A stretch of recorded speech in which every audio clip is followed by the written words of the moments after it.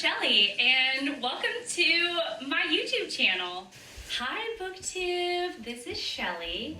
Hi everyone, hi, welcome back to my channel. Hi, say hi Booktube. Hi. Hi Booktube. Hi Booktube. Hi Booktube. Yeah. I messed up my camera with my antics. Oh no. Oh, is that better? Yes. You can see the pile though. Don't tell people. Some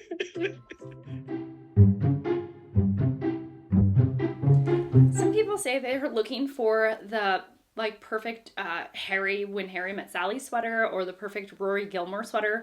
And I'm like, y'all, I don't know where y'all are looking for it, but I already have mine because I'm a fan of both of those things, both of those viewing things. And now I feel like I'm just making noise on this chair. Hi everyone. How are you? Today I'm going to be doing a tag video, which I rarely do anymore, but we're actually going to talk about that. And the questions really have to do with my channel and the changes on my channel, and it is a fantastic thinker of a tag. And of course, it was created by Jack at Spread Book Joy, who always has wonderful, thoughtful, amazing questions that she poses to her community. And I have been obsessed with watching these videos. Every once in a while, there is a tag that really gets its grips on me, and I want to watch all of the videos that have to do with that tag. So this is one of them. And yeah, anyways, if you don't follow Jack, I will leave her channel link down below. She's amazing, incredible, wonderful. I adore her, and you should all follow her. If you're new, then hi, I'm Shelly. I talk about books and reading on this channel for the most part, and I'm really glad to have you here. And if you're enjoying the vibe and you want to subscribe, I would encourage you to do so. Without any further rambling on, let's go ahead and get into the meat of this video. Changes. Jack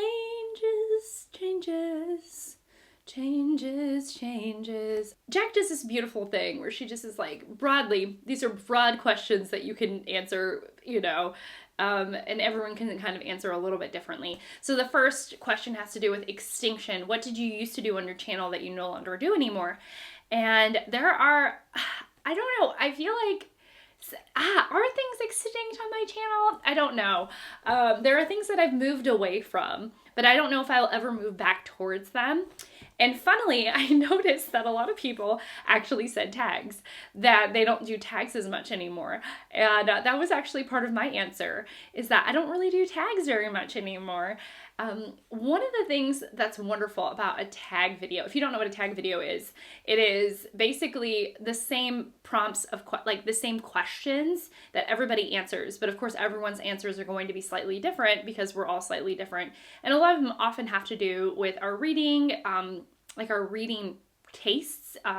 So there's questions, what's the best murder mystery out there? Or name your favorite, romance, that kind of thing. So, obviously answers are going to be different across the board. Name your favorite Pulitzer Prize winner. Name your favorite booker. Name your least favorite booker. I mean, so the questions stay the same, but the answers will evolve depending on who is answering it.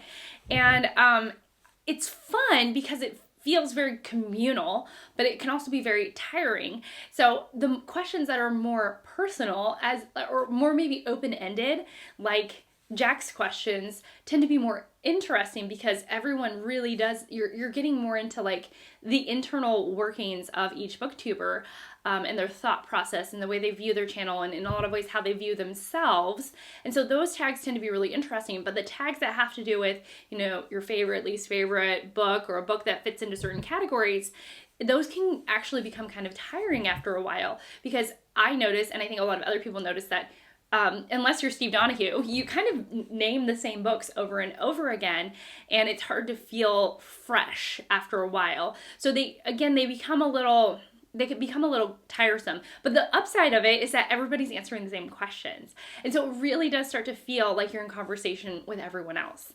And it starts to feel very cohesive. And then, of course, like a game of tag, it's like tag you're it. And so you're naming people that you watch or that you want to see do the tag. And you're being named by people who you do watch and you want to see, and that they wanted to see you do the tag. So it has this really warm and cozy feeling these tag videos do. But the downside is that they do, I don't know, there's something a little weary about them after a while, which is why I think the community as a whole has moved away from tags. But I also see like new channels doing tags, and I don't fault them for it, because it's a really fun and easy way to sit down and talk to a camera, because it's fully structured. Why am I going into like the philosophy of tags? Because it's like fully structured out. It's like question answer, so it's almost like you're interviewing yourself, and that is a really easy video to do. So anyways, that was just some thought. I used to do a ton of tags, and now I rarely do a tag, and the tags that I'm most interested in are the ones that, again, are more reflective, like self-reflective, and more introspective, rather than those that touch on like your favorite books or books you want to read, things of that nature.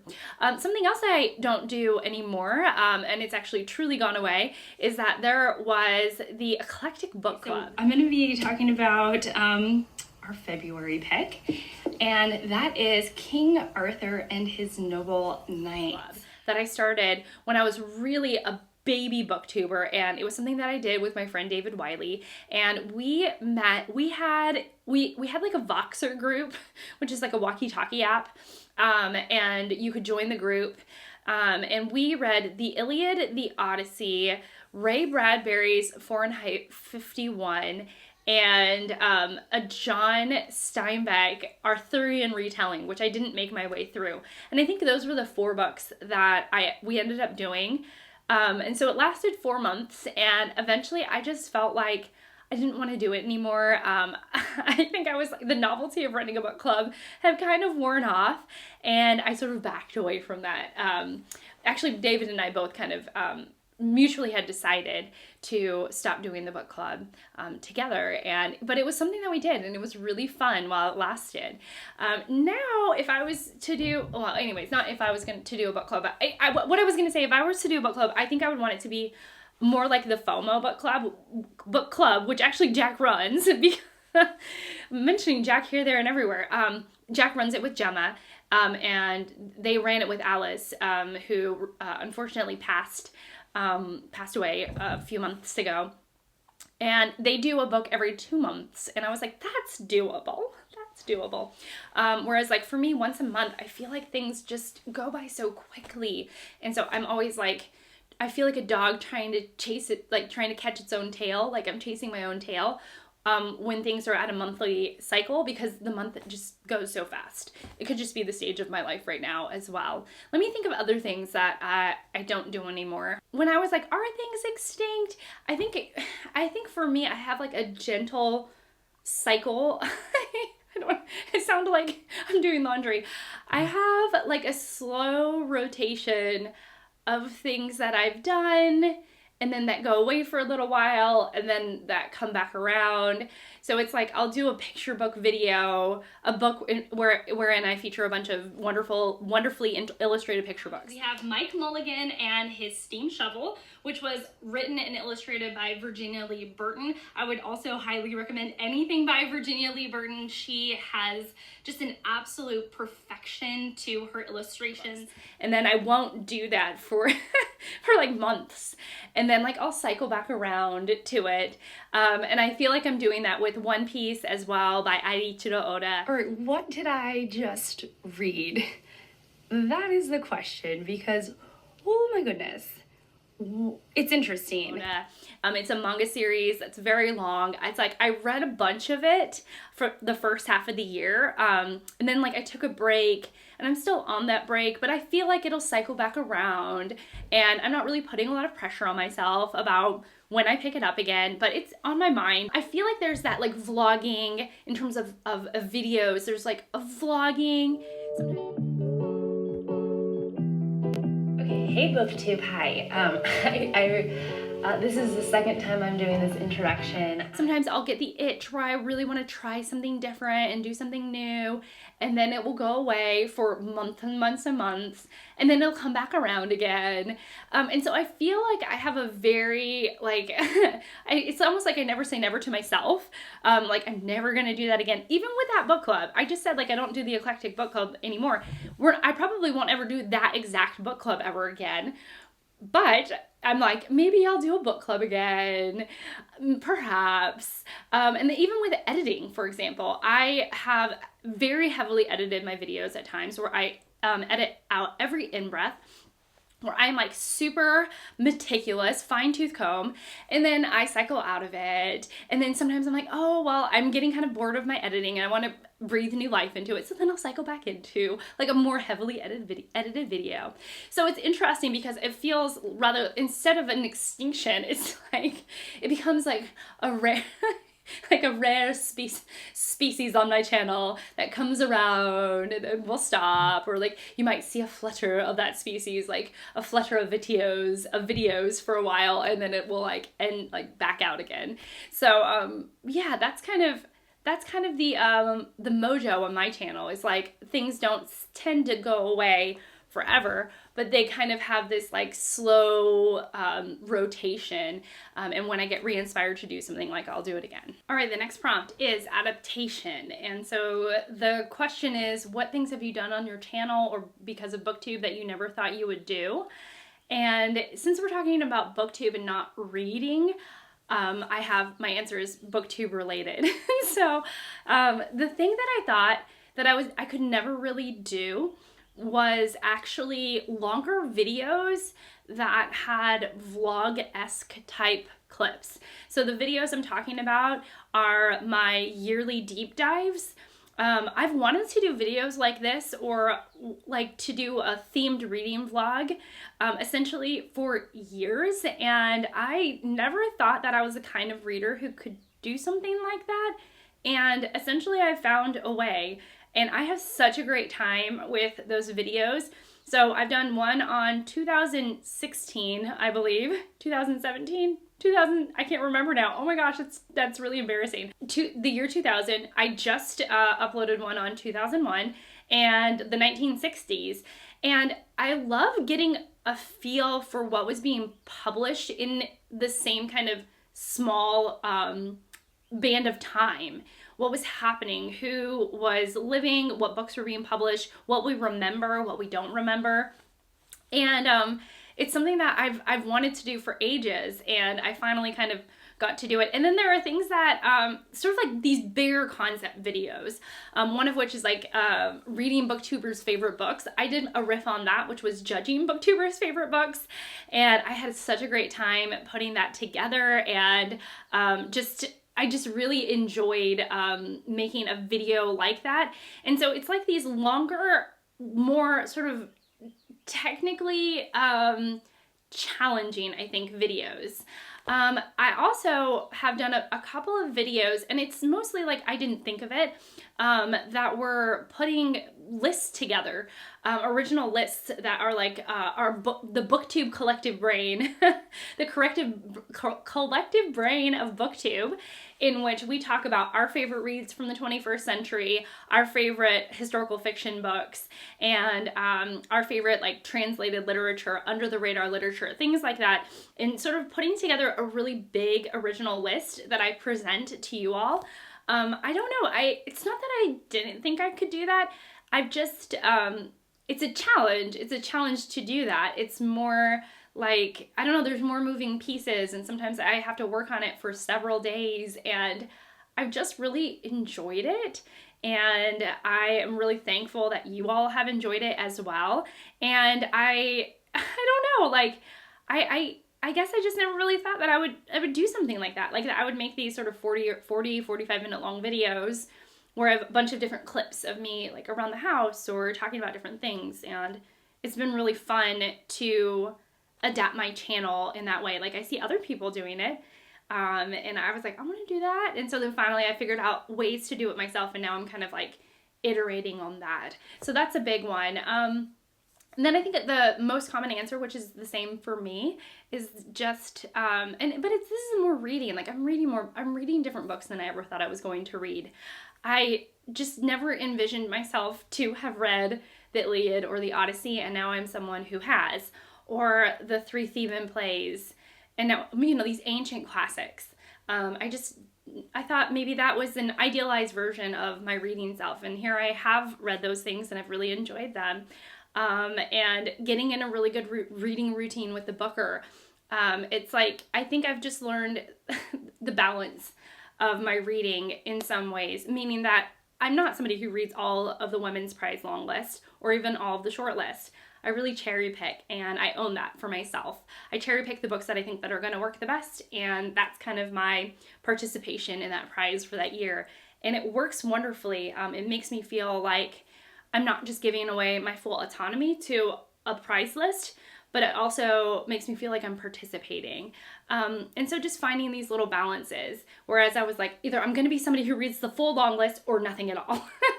And I'm like, girl, there's somewhere in between. So having those adaptations have been really, really wonderful. All right, our next one is evolution, and it's how has Booktube changed you, and what are my plans? What do I aspire for my channel to do in the future? So how has Booktube changed me? I have become a more understanding reader.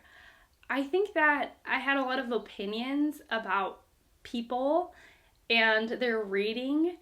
I would be a little bit judgy, I think, about people and their reading.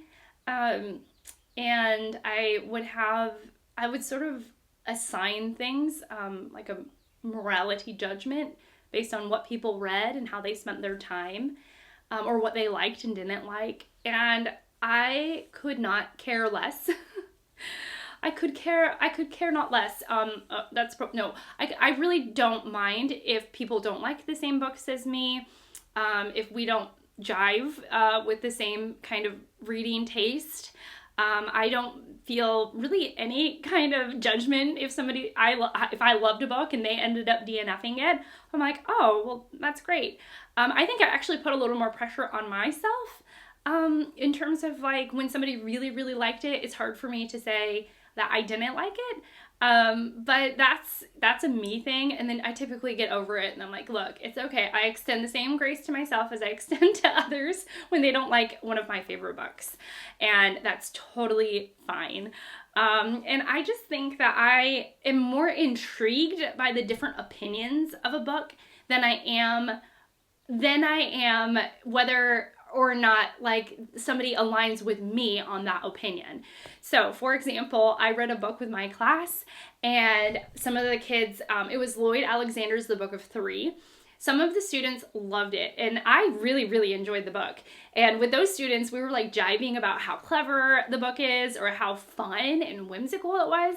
And then there were some kids that were like, I don't like the book at all. It's like horrible, basically. But I thought it was so incredible that we could all have a conversation about the same book. And that's what I loved about reading the book with my class, is that we were all talking about the book. We all had an opinion about the book. And that was more fascinating to me than to just only have a conversation about how much I liked the book with the ones who had read it and then nobody else could join in. I would rather have the variety than to have like an exclusively tiny group of someone of which we have the same opinion. And in terms of my plans for the future, I don't know. I want to still be doing this. Part of why this works so well for me, like Booktube in general, is that the channel evolves as I evolve. And I am not super worried about the things, like I'm not really worried about growth or trying to get my channel as big as possible. I'm not really concerned about like making 5 videos a week or putting like a ton of pressure on myself to make this something or to shape my channel in a certain way. Like I do this because it's super fun. I have such a great time doing this. I love it. I love this hobby. It means so much to me. Talking to the camera, talking to you all, connecting in this way. It gives me so much that I don't know if I want to like shape or mold my channel in a certain way to go in a specific direction. I know projects that I'm interested in now and the things I want to try, but it just kind of depends. So yeah, there's that evolution. It's like, I don't know. Bonus prompt is impart some words of wisdom to brand new booktubers, essentially. My advice is to just start and decide whether you like it or not. We have space for everybody here. I really enjoy new booktubers, and I have like advice videos out there for new booktubers and such. You know, so maybe I'll link some of those below because I think I'm a little more succinct. Like the 10 commandments of booktube are like the advice to new booktubers, essentially. It's a video I did and it's just advice in general.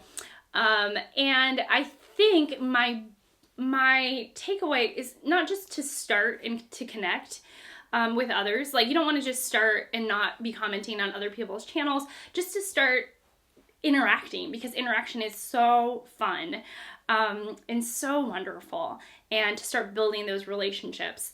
And we want to know that you're out there, and some of the only ways that we can is if you say, hey, hi, I love your channel, or hi, I'm here, and guess what, I just talked about that book on my channel. That helps a ton, okay? But I also think that one of the things that we can all do, which is why it's one of the 10 commandments, and I'm only referencing that because I don't know why I'm referencing that video so heavily, but I was thinking about how one should not covet. Thou shalt not covet. And that this weird YouTube thing, there's so much noise out there saying that you need a bigger channel and that you need this and that you need that, and to compare and to look at and analyze and see what videos are doing best and all of that.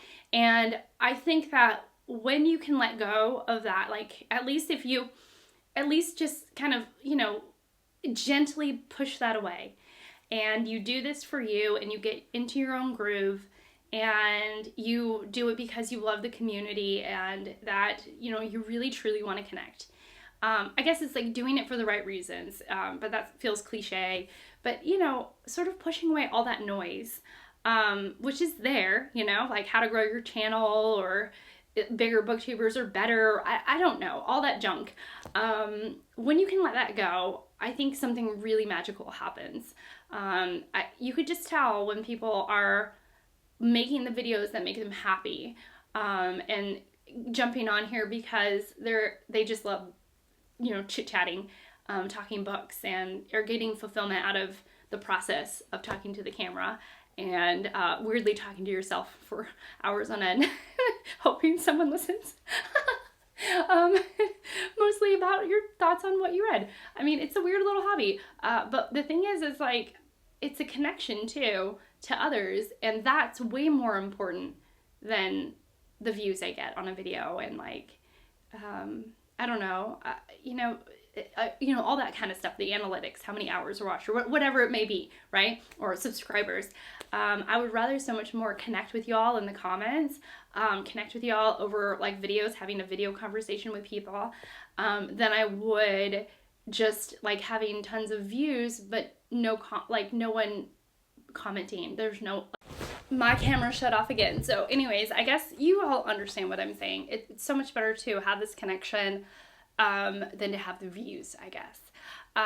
Anyhow, I'm gonna go. Oh, it says tag people. Let me tag some people. Just give me a second. Okay, she's new, but she's got the greatest channel name, and I think that she could still do this. Like, this is a good tag for anybody. You don't have to have been on YouTube for a certain number of months or weeks or years. So her name is Shannon. Her channel name is A Truth Universally Acknowledged. What? quote, a Jane Austen quote as her title name, as her channel name. And so I think I would love to see her do this. Also, just, you know, follow these people. They're great. A hilarious channel that you all shared with me, and now I'm sharing back with you, is All I Do Is Read, or it looks like All I Do Is Read. All I Do Is Read. Oh my gosh, she's got a great channel. She's got a great sense of humor. Talk about what I want to do in the future. I want to do her videos. Like, her videos look like so much fun. And she seems like she's having a great time doing them. So, you know, go follow her. I want to see Gloria of the channel Gloria Z. Thompson do this. She and I have been on Booktube for a similar amount of time. And we do have quite a bit of overlap in our reading taste, but we also have we diverge in our reading taste quite a bit as well. I'm sure Scott was already tagged, but Scott at Gunpowder Fiction and Plot, fantastic channel, and has changed a lot. He used to do videos with his wife, and his channel has just totally evolved since I have been watching him. And finally, Johanna at Johanna Reads. I would really like to see her do this tag. Again, she's someone else who's been on Booktube for a similar amount of time as I have, and I wonder if she has changed quite a bit or not. I wonder if she does more live shows than she used to. I wonder what she would say about the evolution of her channel. So great channels down below. Would love to see you all do it. Let me know if you've noticed a change on my channel. Sometimes you all notice these things better than I do. Would love to hear about that. But yeah, also if you feel so inclined to talk about how your Booktube journey has changed you, or how Booktube has changed you in some way, I would love to hear it from you in the comments down below. Thank you so much for watching, and thank you so much for being here. I really appreciate it, and I will see you all in my next one. Bye!